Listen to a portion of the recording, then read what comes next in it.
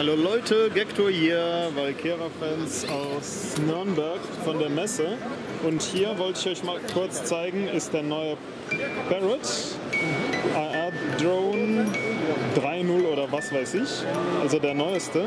Und was hier besonders cool ist, ist dieses Clean Dirty Ding. Das heißt, die ganze Geschichte wackelt hier auf solchen schönen Dämpfern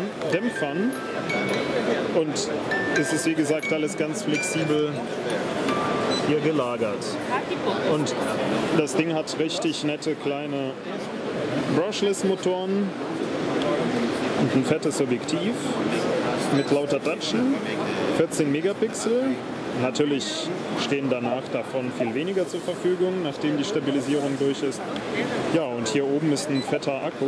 Und hier drin ist ganz lustig, ist sogar ein Kühlungsventilator für irgendwelche Elektronik vermutlich oder was weiß ich. Und lauter Sensoren. Ne?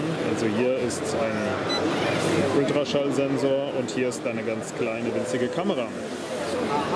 Ja, ist ein ganz lustiges Teil. Und guck mal, ist hier alles weich.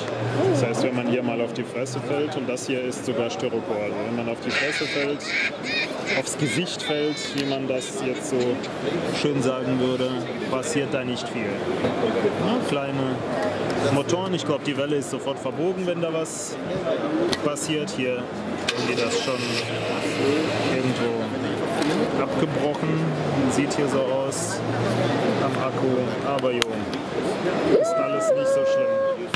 Gut, der Roboter ist irgendwie, hallo, na, wie geht's dir? Na? Na? Komm, steh auf. Hast du irgendeine Funktion? Nein. Wir waren eigentlich wegen dem Parrot hier.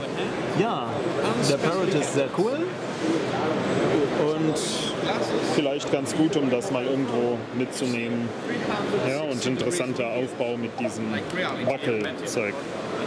Macht's gut!